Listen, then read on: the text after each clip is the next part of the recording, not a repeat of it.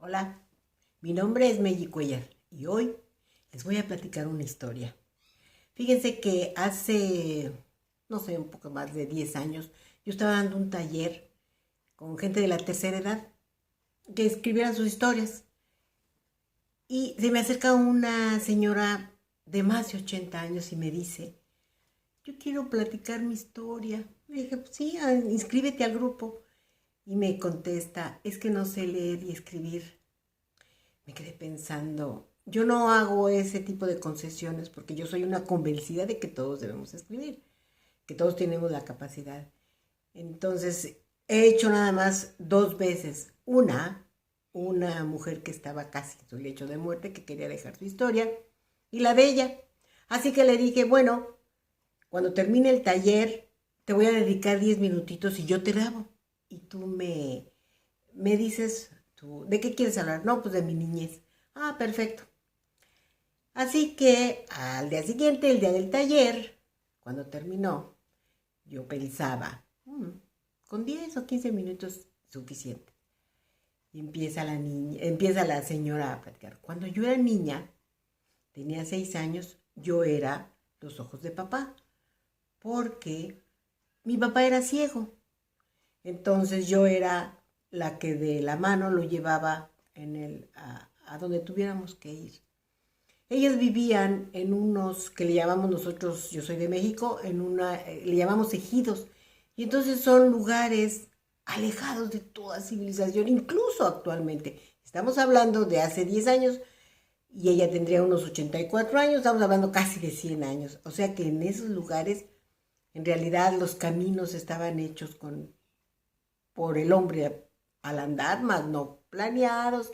Y habían esporádicas casitas donde ellos vivían. Obviamente siempre cuando se asentaron esos grupos era cerca del río porque el agua era su vida para ellos. De ahí en fuera, si no había electricidad y no había caminos, no era importante porque con el agua podían sembrar.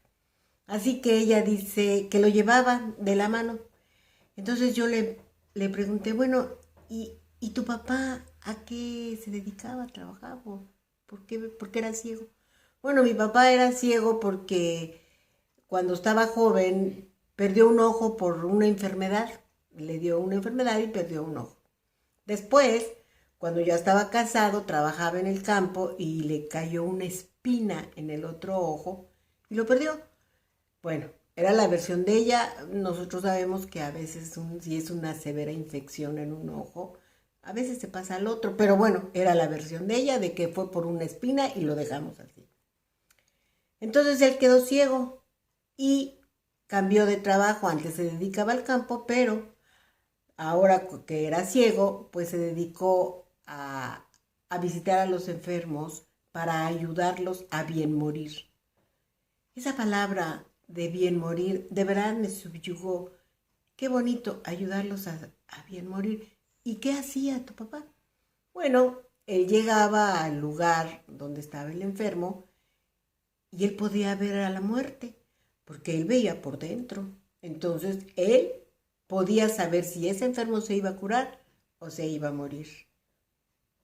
Y nunca se equivocaba, no, nunca se equivocó, porque él la veía. Ah, entonces, cuando mi papá llegaba, esas personas le pagaban con comida, con maíz, con frijol, con lo que tuvieran, a veces hasta con una gallinita. En aquel entonces era como el trueque o el intercambio, porque, digo, en aquel no circulaba casi el dinero. Así que ella, y entonces tú tenías 6 años y llevabas a tu papá. Sí, yo lo dejaba que entrara ahí al cuarto donde estaba el enfermo y yo me quedaba bueno. Y después cuando él salía, nos íbamos para la casa. ¿Y tú qué hacías cuando eras niña? Ay, dice yo, pues tuve una infancia hermosa, muy bonita. Yo disfruté mucho mi niñez. Y yo me preguntaba, ¿qué podía hacer una niña alejada de toda civilización, sin juguetes, sin nada, sin electricidad? ¿Qué hacías? Y le pregunté, oye, ¿pero qué hacías? Y dice, bueno, mi mamá me regalaba las telitas que ella ya no ocupaba, porque antes las sábanas, cuando ya se rompía, se rotaban, decía, cuando ya se rotaban, se hacía fundas para las almohadas. Y cuando se rotaban las fundas, entonces ella hacía trapitos para los trastes, para limpiar la cocinita que teníamos. Y entonces esas telitas ya al último que sobraban me las daba. Entonces yo hacía muñecas de trapo y las hacía de diferentes colores, le hacía su ropita, porque mi mamá también me hacía mi ropa, me la hacía a mano, ella cortaba y me hacía mis falditas. Pues en aquel entonces no se usaban chorcitos ni pantalones a las niñas, entonces ella decía, me hacía mis falditas, mis vestiditos, y yo trataba de imitarlas y se las hacía a mis muñecas, y los ojitos se los hacía con hilo, y hasta le ponía una sonrisa con un hilo rojo, y después con piedritas ponía yo, jugaba afuera como la mesita, con piedritas hacía yo mis muebles. Dice, entonces yo jugaba todo el día. Ay, qué lindo. Y después, ¿qué más hacías? Ah, bueno, también yo me subía a las piedras porque ella tenía hermanos, pero ya eran grandes, los hermanos, digamos adolescentes. Entonces ellos iban a trabajar el campo. Entonces siempre que encontraban los hermanos alguna piedra lisa, grande, la traían y la iban acumulando, acumulando. ¿Por qué? Porque esas piedras les servía para construir. A veces hacían alguna barda y todo. Entonces ellos recolectaban esas piedras. Entonces ella dice, había un cerro de piedras y yo me subía en la punta y me ponía a cantar. A cantar. Y yo me preguntaba, pero sí, no tienen radio, no tienen electricidad, ¿de dónde? Pienso que el hombre, desde que es hombre, pues tiene el instinto de cantar, aunque no haya escuchado música. Y entonces le digo, ¿y qué cantabas?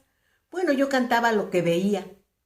Veía las plantas y cantaba, veía el río, el agua, y yo inventaba mis canciones, pero yo cantaba. Dice, también mi mamá, otras veces mi mamá me enseñó algunas canciones. Y siempre me pregunté, ¿de dónde lo aprendieron? Pero bueno, creo que ya es parte del código genético de los humanos. Y entonces, a ver, ¿y qué más hacías tú? Dice, bueno, yo una vez me pasó una cosa bueno, mi papá me consentía mucho. Entonces, una vez mi mamá me mandó al río a lavar, yo tenía como 7 años, y me mandó a lavar los trastes, bueno, lo que eran de barro, todo era de barro, las ollas, estos para tomar el agua, el café, etcétera. Entonces dice, y se me rompió uno, nosotros lo llamamos jarro, dice, y se me rompió un jarrito. Entonces yo llegué a la casa, pero súper asustada, porque sabía que mi mamá me iba a regañar. Y así fue. Cuando llegué, mi mamá me dijo, muchacha descuidada, pero ¿cómo es que rompes las cosas? Que mira, que esto nos va a costar tener que comprar y que nosotros no tenemos dinero y bla, bla, bla. Dice, y entonces mi papá estaba huyendo, estaba ciego. Entonces, oye, mujer, ¿por qué estás regañando a la niña? Pues es que tú no puedes ver, pero la niña rompió un jarro. ¿Cuál es el problema? Pues que ahora tenemos que ir hasta el pueblo a comprar otro. Porque todos tenían pues sus jarros contados, no es así como que, yo tengo uno de más. Y entonces él dijo, ¿y qué tiene de malo? Si no se acaban las cosas, entonces, ¿de qué van a vivir los alfareros? O sea, eso me quedé yo pensando, bueno, actualmente se hace eso. Ahora hacen los productos para que no duren, porque si no, la industria no progresa, no hay trabajo para los jóvenes, pero sin embargo ese pragmatismo de antes, cuando él dijo, ¿y de qué van a vivir los alfareros? Y una vez un incidente que me hizo reír mi esposo, porque él dejó un CD en el sol y se dañó, o sea, se hizo así como chueco. Entonces yo le dije, Gerardo, este programa lo acabábamos de comprar, pero ¿cómo eres tan descuidado y lo dejas ahí en la ventana? Y él dijo, ¿cuál es el problema? ¿Qué tiene? Y entonces, ¿de qué va a vivir Bill Gates? Me hizo reír muchísimo. Pero esa historia, bueno, esas dos cosas se me hicieron muy interesantes. Digo, ella platicó muchas, muchas cosas, pero esa pequeña historia me gustó para escogerla como la primera vez para seguirles contando historias. Ahora, En el próximo video les voy a contar otra historia muy bonita. Les voy a dar un pequeño adelanto. Se trata de un niño que nació con síndrome de Down y que en principio pues fue un golpe muy duro para la mamá, pero esta historia tuvo un final hermoso y un final feliz, como las novelas color de rosa. Muchas gracias.